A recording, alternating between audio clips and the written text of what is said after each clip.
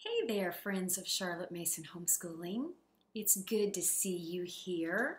I am Cindy West of OurJourneyWestward.com, and I'm here to talk to you about practical ways to make nature study successful in your homeschool. I don't know where you guys are coming from, whether you already love nature study or it's something that you've just never gotten around to, or maybe even you don't enjoy it. But it is something that is an important part of a Charlotte Mason homeschool. Partly because it's one of the main modes of learning science. We consider nature study hands-on science in our homeschool. And it has been such a fabulous way to make real connections between the sciences, to become awesome scientists through the detailed observation that we do and making the connections that we make, being able to touch and see so that we want to go home and research and learn more. So nature study is a pretty fabulous part of this method. And I hope that by the end of this session, you feel really comfortable learning to add nature study to your homeschool or to make it more successful if you already do that. So let's just get right to it. Grab my notes here. Besides being awesome for learning science, nature study is also a really good way that we help kids build better brain skills.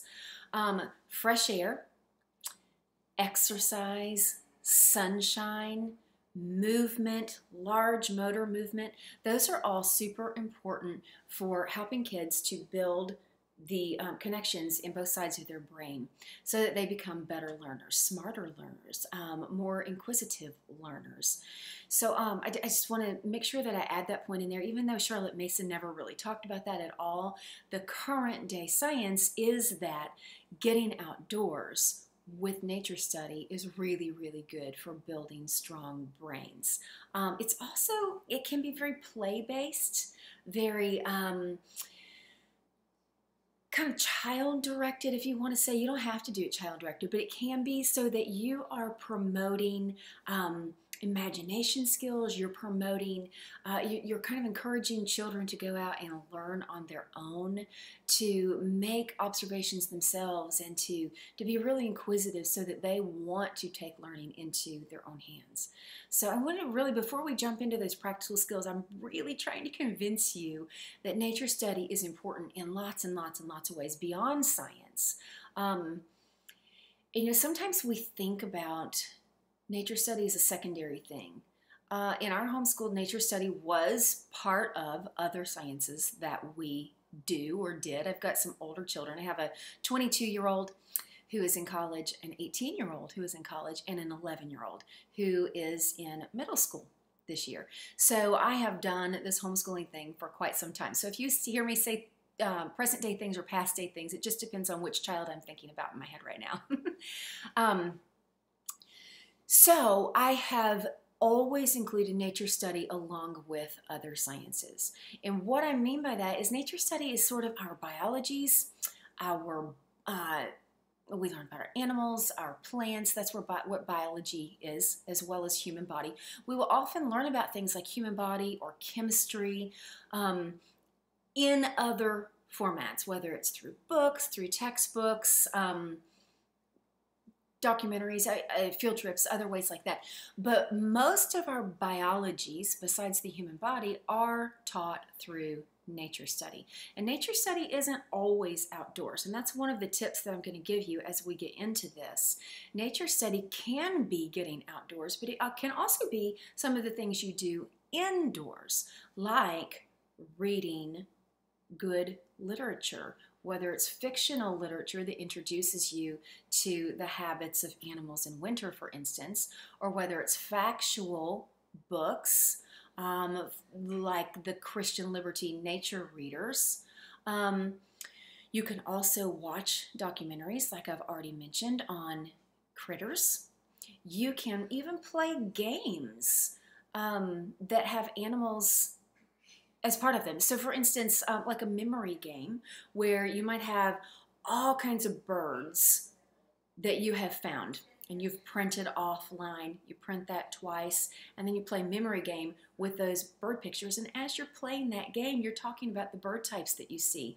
And maybe you're even discussing some of the differences in those birds. And wow, this bird's beak is different. I wonder why the beaks are different. And then you are maybe researching after a while that there are bird beak differences. What is this all about? And that might even lead to some experimentation with making different models of different bird beaks and trying to pick up different foods to see why beaks are different and how they each pick up different foods differently. So there's a lot of indoor things that can be considered nature study as well. When we think about the Charlotte Mason style of nature study, we're typically thinking about observation that comes back to a nature journal of some sort. And that nature journal is typically some kind of drawing, some kind of notation. That notation can be things like what we observe, the details that we notice, temperatures, where we are on that particular walk. It could be charts. It could be calendars that we fill in with different notations of things.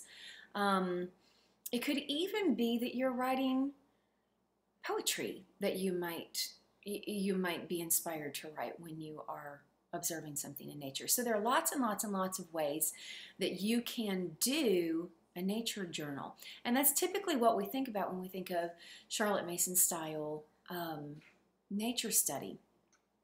But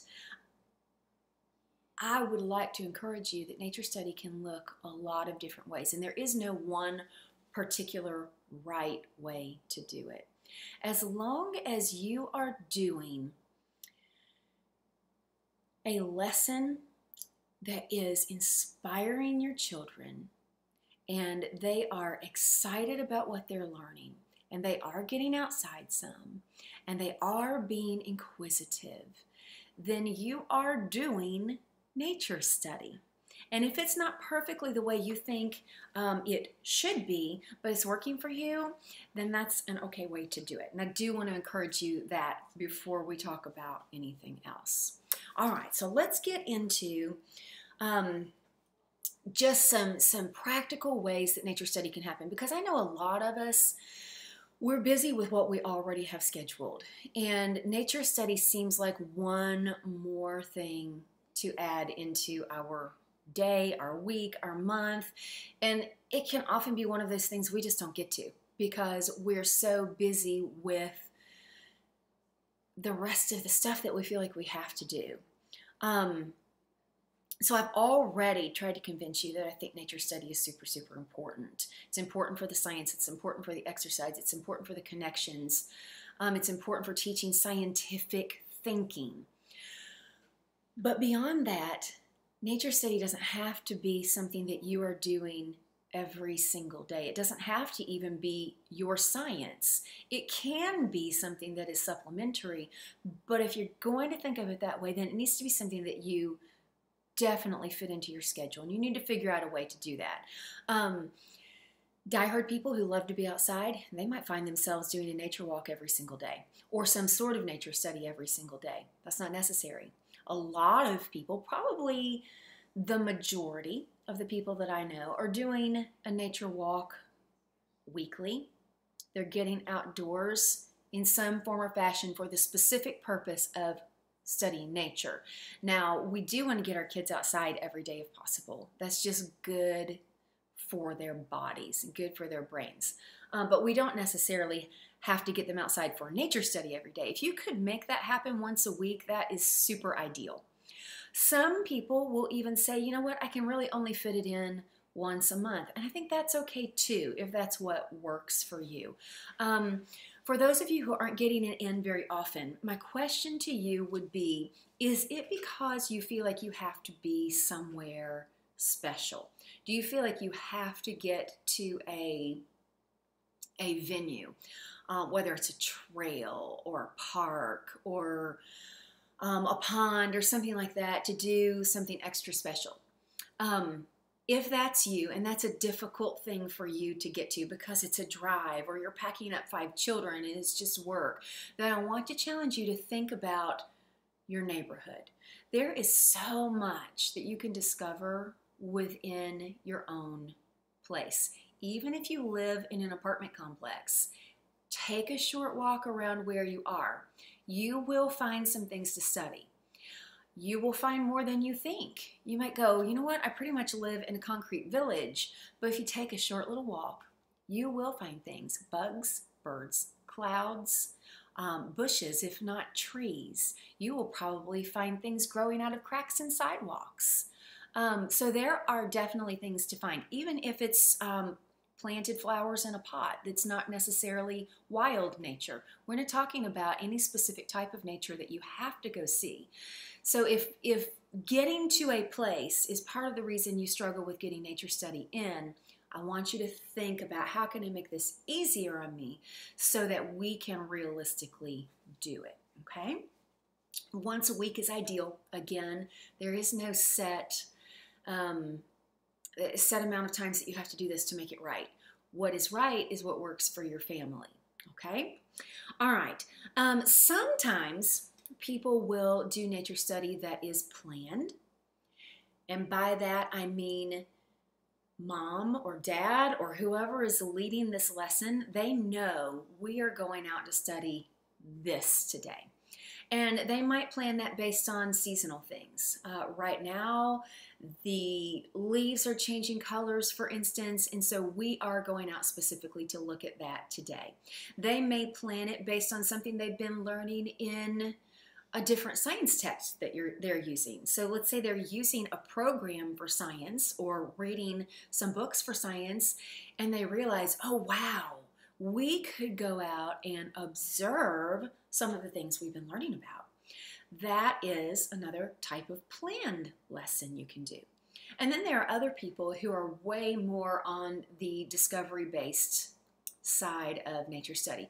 And what I mean by that is they go out with no purpose in mind. They are going to go for a walk and they are going to discover something that they haven't noticed before. Or maybe they're going to discover something that they have noticed many times, but they're going to take a deeper look at it. Or maybe they're going to, just take along a field guide of wildflowers and they're going to say, you know what, let's just go look today. Let's see what we can find and identify. Those are less structured nature walks, and they're perfectly fine. Really, you choose whether you're going to plan them or whether you're going to do them unplanned based on what works for your family, the learning styles of your kids, maybe even how things are going that particular day. So when we have done nature study and do nature study, it's probably been about half and half. There were many times that I had planned out what we were going to do. And when in the earlier years, we did monthly thematic studies. So we would do nature study once a week, and each month I would have a particular topic. So August, we might study wildflowers every single week for that entire month. September, we might move into deciduous trees. Actually, probably more like October, because where I live in Kentucky, we are seeing leaves change in October. So I probably would have done deciduous trees then. But you get my point. Each month was a particular focus, and we would make sure that we were focusing on that every single week. And it got a really good depth of learning for us. Other times, I would print off a prepared notebooking page. So remember earlier when I was talking about one of the premises of a Charlotte Mason nature study is typically taking out a nature journal and doing some kind of drawing or documentation of some sort, right? Well, a lot of times that is just blank pages. You take out a blank spiral notebook of some sort and you're doing your own drawings. Well, it's very helpful for some children and some parents who need ideas to take prepared notebooking pages out. And what those are, they're kind of directives for you. In other words, you have certain things you're looking for and certain things you are supposed to observe and certain things that you are supposed to draw or note or chart or something like that. And those are often what we would use on days where I didn't really know exactly. We kind of moved out of that monthly thematic theme thing, but I definitely didn't want to go out unplanned, because unplanned at that particular stage in our life meant a whole lot more play than learning. And we'll talk about that in just a second. So we would take these prepared notebooking pages. I would just stick a notebooking page on a clipboard. We would take out a pencil, colored pencil, marker, whatever the kids wanted that day, and we would follow the directions of the sheet. So that gave us a plan on what to do. And I kind of forget where I'm going with that. So how we have done it in our home. So sometimes we were planned thematically. Sometimes we were planned just with a sheet that we might take out that particular day. And then about half the time, we were unplanned discoverers. And that not only fit the learning style of a couple of my kids, but it also forced another one of my children who wasn't super great at enjoying nature study and wasn't very great at making keen observations. It kind of forced that situation, because I would go out with a challenge of, I don't know what we're going to discover, but we are going to discover something. And let's see who can discover the coolest thing. And that was an inspiration to that kid. And I started finding that we enjoyed switching back and forth between things that I planned, so nobody really had to think about it, and then the times where they were free to do some of their own exploring. I believe if we had done free exploring all the time, there would have quickly been a loss in interest or a little bit of lack of motivation to do it. But if we had always gone out with a purpose in mind, then I think there would have been a boredom in that as well. So I'm a big believer in changing things up, because I think it keeps things fresh, keeps kids motivated. And let me mention, while I'm thinking about it, that it's okay for nature study to be very play-based, especially with little people. So if there are children who want to climb trees on nature walks, they want to skip rocks in a pond, they want to see how far they can jump over a creek, and you're like, that really has nothing to do with my purpose for nature study today, then I want to challenge you to think a little bit differently. Number one, do we want them to enjoy this? Absolutely, we want them to enjoy this. So don't squelch the fun that they're having. We can still have fun and get a lot of learning done. And then number two, especially for little ones, that play-based learning is teaching them a whole lot more than you think. So if they're climbing a tree, they're learning an awfully lot about a tree. They're learning about what bark feels like on various tree types. That begins an inquisitive thought of, I wonder why this tree hurts me to climb, and this tree I can barely climb because the bark is so smooth. You've begun an inquisitive process in them just by letting them do play-based discovery of trees. Okay? When you're allowing them to jump across the creek and see how far they can go, you're beginning to teach them about measurement skills. They're intuitively learning that parts of the creek have mushy mud around it and parts of it are dry, and they wonder why. And they're starting to realize, well, sometimes this water must be up, and I bet that happens after rain, and I wonder why that happens. And then you're leading to all kinds of inquisitive learning that they're either making the connections on their own, or they're asking you questions, and you're able to have these wonderful conversations with them where learning is happening that you didn't even necessarily expect. And it's wonderful when that happens. So play-based learning in nature is good, okay? I would always, not always, I would at least expect learning that in other words, let me back up here. If your kids are constantly going on a nature walk and wanting to play and never getting down to the business at hand that you have prepared or that you hope to prepare, sometimes that's okay. I think you're getting a ton of learning in on particular days. But if it becomes a habit that all we're doing is running around playing and we're not really ever getting down to business, then you do need to make sure, especially as your kids get older, that that begins to happen. And the easy transition for that is to allow some play, sit down, bring a blanket, put everybody down on the blanket after a little bit of playtime, and do some journaling, have a little discussion, read a little book, pull out a field guide or something like that, and then issue a challenge. Okay, we've had our time to play. I just read you this book. Now I want everybody to go find whatever the topic of the book was. Let's say we were reading a little book about animal signs. I want everybody to go just take 20 steps away from me and see if you can find some kind of animal sign. Draw it, make a note about where you found it, and then come back to me and show me what you found. And that is a real easy transition and really still very playful. But it's a real easy transition to get them more on task for what you are hoping to accomplish on that nature walk. Okay, so play is good, and even playful learning is good. As your kids get older, if you have done this frequently, they are going to understand how to get down to business faster and easier. And then just naturally, as they get older, they're going to get out of that play phase and be ready to get down to business a little bit more. Okay, so some people do planned, unplanned. Some people, like me, they do both. All are okay. I've been talking a little bit about those notebooks. We talked about blank notebooks. We talked about prepared notebooking pages. We also talked about how it's okay to just have hands-on sometimes, right? Well, another way you can do nature study is research-based.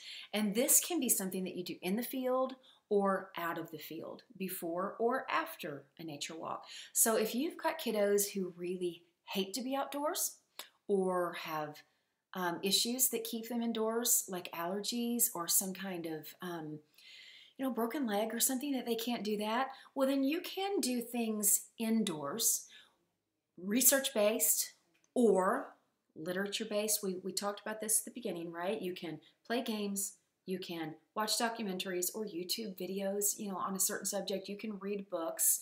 But as your kids get older, you can also challenge them to go and do research on their own about certain things.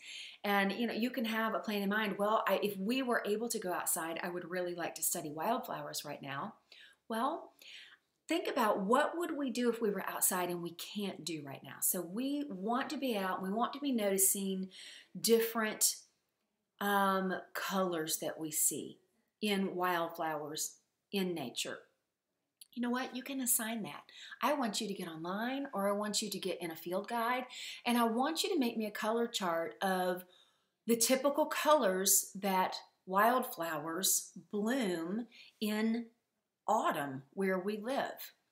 And so they're going and they're researching, and they're actually doing a nature journal because they're creating a little color chart for you. So that is what we call research-based nature journaling. And that is just as positive as getting outside and seeing those flowers. It's a little less discovery-based and more research-based, but that's okay because we want to promote those skills as well, all right? And sometimes getting those uninterested kids, the ones who don't want to get outside and do a nature walk, giving them some projects to do indoor research-based things really gives them more of a reason to want to go out and say, wow, I didn't know that we had 15 different colors of wildflowers in the fall. Let's go on a little walk and see how many of them we can find in our area. And then that becomes a challenge for them, something that is excitable and gives them a real purpose because they've already internalized that learning, and now they want to go out and put hands and feet to it, okay? Occasionally, you will have children who simply do not want to do nature study. They think it's boring. Well, here's what I have to say about that. There were many, many, many days that my children thought math was boring. They thought reading a certain book was boring. They thought a grammar workbook page was boring. But the fact of the matter was, those were important things to do. And, I'm not one to say you're going to do the work just because I assigned it, even if you hate it. I'm definitely going to have this conversation with my children about, well, let's see why you don't like to do it. And let's see how we can do some give and take here. But you know what? The bottom line is they had to do the math. They had to do the grammar. They had to do the book that I assigned. Occasionally, I would back off of that and replace certain things with something else or teach it in a different way. And those are some of the tactics I've been giving you just now about nature study. But in our homeschool, we did nature study. And so if you were bored with it or you didn't want to go, there were some days that you just didn't get your way. And I would try my best to make it fit learning styles or make it more fun or more interesting. But the bottom line was, you know what, this is what we're doing. So if it's important to you that it's included in the homeschool, but you're finding that it's not successful because of attitudes, then we're going to work on the attitudes rather than give up the nature study. Okay? Just like you would work on attitudes with anything else, including chores or other things that you would assign in your home. Okay, so think about it that way, and it becomes a little easier to tackle.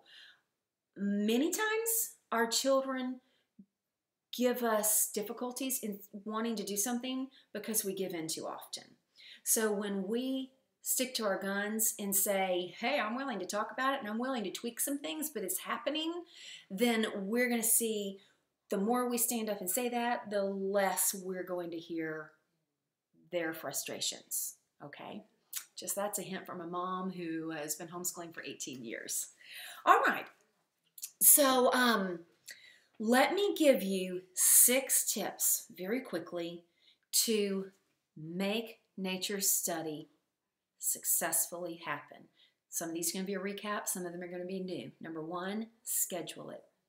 I don't care how you schedule it, daily, weekly, monthly, indoors, outdoors, I don't care how you schedule it, but schedule it. If it's on your schedule, if it's in your plan, you're going to do it. All right, number 2, remember homeschooling. Homeschooling is good. Remember, nature study is science. It can replace science for the day. It can be your science for the day or the week or the month. If you're only doing nature study once a week, that doesn't count for an entire week of science. But if you are going to do nature study every single day, that could be your science every single day for that week. So nature study is science, and it can replace other things. Some of you will say, well, wait a minute, I'm doing a textbook science program, and I don't want to miss any of those lessons.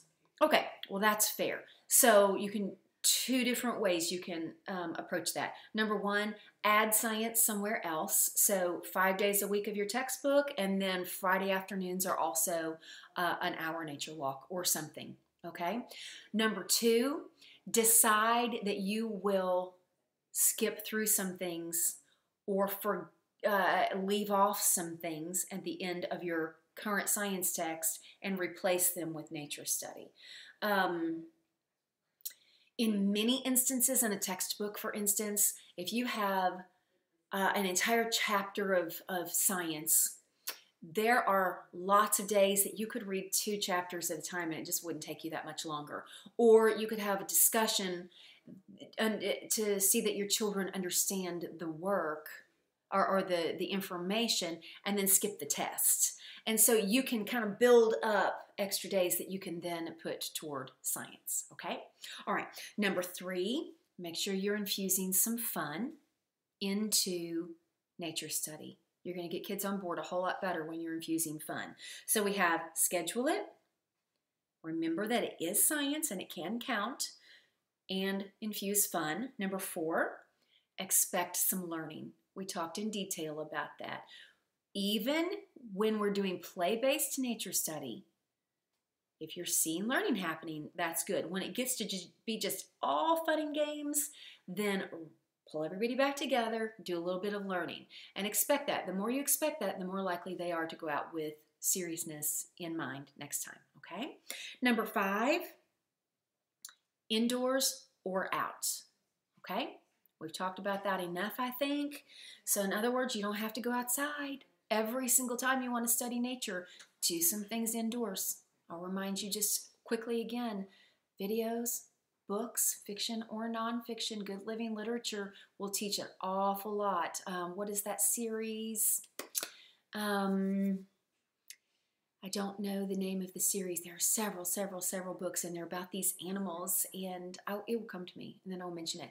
If not, you can find me. I will tell you where to find me. Email me, and I'll send you the link to that series of books. They're fabulous little, quick living literature chapter books that you can read with your kids, and as they get older, they can read to themselves. They're fiction, but they teach so much about the factual habitats of animals and plants. They're amazing. Okay, so books, games, videos. All right, and there are particular games that are meant for nature study. There's one called Into the Woods, I think, and it is a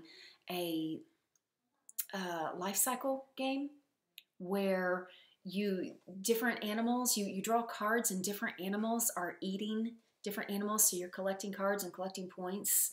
So it's kind of the food chain game. It's really fun. Okay, so there are other games out there like that. I believe on OurJourneyWestward.com, which is my website, if you will go to the search engine and type in nature games, I believe I have a list of those for you. Okay, and then I'm going to go through them one more time. Number 1 tip, schedule nature study. Number 2, remember it is science. Number 3, infuse some fun. Number 4, expect the kiddos to learn. Number 5, it can be indoors or out. And then finally, number 6, if you're going out, be prepared. So whether you're going on a walk where you have a plan in place, or a walk that is just discovery based, where you're not really having any plan in place, still have the supplies you need. All my kiddos have a little nature backpack. Sometimes we've got the nature journals, colored pencils, hat, sunblock in it. If it's winter, we're probably not packing those things because we're bundling up in coats and we're sticking a couple things in our pockets. So just think about where are we going and what could we need today? Whether you're wanting them to journal in the field, whether you're wanting them to look through a field guide in the field or not, just be prepared with what you need. And that's it. Those are the 6 tips. Nature study is awesome. It's really very easy to implement. I have spent the last probably 10 years of my life creating products to help you implement nature study easily. And so my main line of products are called Nature Explorers, and there are 19 different topics. So if you wanted to do thematic studies on wildflowers or deciduous trees or erosion or things like that, I have books for you, and they take you through several different creative nature walk ideas. They also give you some of those indoor ideas, whether it's experiments or model making or research-based ideas. And then I've given you tons of literature, poetry that you can connect to your nature study. So, and they're written for 1st through 8th graders, but I've included some preschool ideas, I've included some high school ideas, and I've even made usually 10 to 15 different prepared notebooking pages that you can just copy off and take out into the field with you. 3 other things that I think you will like. I have a couple of books for the preschool age kiddos. They are seasonal. I only have winter and spring available right now, but they are encouraging your kids to get outside, and then they bring them back inside and do very play-based activities. And then for those of you who just want the ideas, you're like, you know what, let's not fool with making nature study this giant big deal. Then I've got 2 things that you might think about. 100 plus creative nature walks is just this list of these fabulously creative nature walks. You will open up that book. It's an ebook, so you can put it on your phone even. You can open it up, you can grab an idea, and you can do that idea in the field. It's simple, simple, simple. And then for those of you who love prepared notebooking pages, 40 Science Labs on the Go is a product where you can just print off pages that will last you. I mean, there's 40 walks, and many of those pages you can use several times over in different venues that you go to. So those will help you. If you're intimidated by this thing called Nature Study, those will definitely get you started. But remember, do Nature Study in whatever way works for you. You and your children will be benefited so much by learning about nature in a hands-on way, getting out in that science lab. You know how in high school we do science labs for biology and chemistry? Nature Study is your science lab, your outdoor science lab, your hands-on science lab that you can start with kids as young as preschool, babies even, and then take it all the way through. And you will be amazed at the science that your children know by the time they reach high school. I promise. I know that. I've been through it twice, and I'm watching a third kiddo just have all kinds of background science knowledge because of the hands-on learning that we've done during Nature Study. Okay, so to recap, you can find me at OurJourneyWestward.com. And I am Cindy West, and it was a pleasure talking with you today. Oh, and if you want that that book list that I can't think of, the book, the group of books, the chapter books I was talking about, if you want those, you can email me at natureexplorers@gmail.com. Nature Explorers is one word with one E in the middle. Or you can message me on Instagram or Facebook. You can find me at Our Journey Westward on either one of those places. Okay, I cannot wait to make contact with you and talk with you and see you again. I hope you are enjoying this this Charlotte Mason Summit, and I hope you're learning tons. And it was very good that you stuck with me to the end. I hope that you have a wonderful homeschooling season.